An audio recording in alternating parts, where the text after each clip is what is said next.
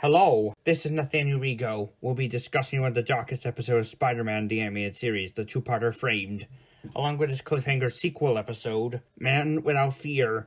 Part 1 of the dual episode Framed lands Peter Parker, aka Spider-Man, in hot water with the feds, as he's been set up for stealing and selling government secrets by Wilson Fisk, aka Kingpin, and his associate, Alistair Smythe. Aided by his son, Richard. Compared to this, the premise of Spider-Man Nowhere to Go, the future sequel to Spider-Man and Spider-Man Far From Home, is that Spider-Man's exposed but framed by the assumed deceased Mysterio for so-called murder, and when a mystical spell is stopped by Spidey to prevent Doctor Strange from wiping the world of all memory of the fact that he and Parker are the same person, it brings multiversal villains into his world, such as the Green Goblins, Dane DeHaan, William Dafoe, Electro, Jamie Foxx, and even Rhino Paul Giamatti. So Strange, Spider-Man, and others, including a reformed Dr. Octopus, unite alongside two other Spider-Men to take down the unified Sinister Six for good. Still, let's just focus on this particular episode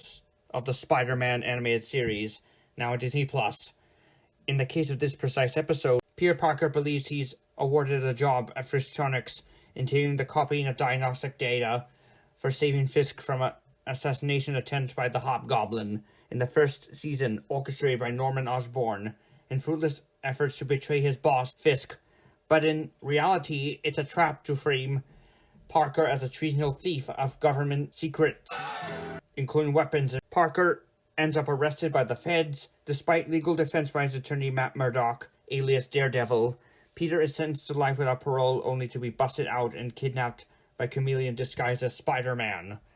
Working with Fisk and his affiliates, rescued by Daredevil, Peter as Spider-Man breaks into the Frisktronics building, where he and Daredevil save a disc proving the hero's innocence. Meanwhile, Aunt May has collapsed in her home and rushed to the hospital, which gives Kingpin the opportunity to trap Parker, who's foolish enough to see his alien aunt. So later in the following episode, after Framed, Parker does the risky unthinkable, visiting his ill aunt, with Mary Jane aiding him, disguised as a doctor.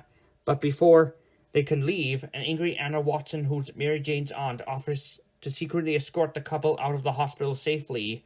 Shortly after this, however, she turned out to be Chameleon, who then abducts the lovebirds and takes them to Richard and his men, while Terry Lee of the New York City Police Department, NYPD for short, who knows of Peter's innocence, alerts Matt of the stolen disc, solely capable of pardoning and clearing Parker, as well as his and Mary Jane's capture. At the mansion, Terry and the police engage Chameleon, Richard, and rogue FBI agent Susan Troy, who's been in on setting up Parker for reasons unknown, whereas Daredevil helps Terry rescue Peter and Mary Jane. Following the arrest of Susan and Richard, Daredevil and Spider-Man apprehend Chameleon at Kingpin's lair. After a brief duel between Daredevil and Kingpin, Peter is then cleared of all charges falsely pressed against him, while Richard and Chameleon, along with Susan, are sentenced to 10 years to life in jail for their crimes, with Kingpin still in the wind, regardless of Spider-Man now knowing that Kingpin and Wilson Fisk are the same person, thanks to Daredevil.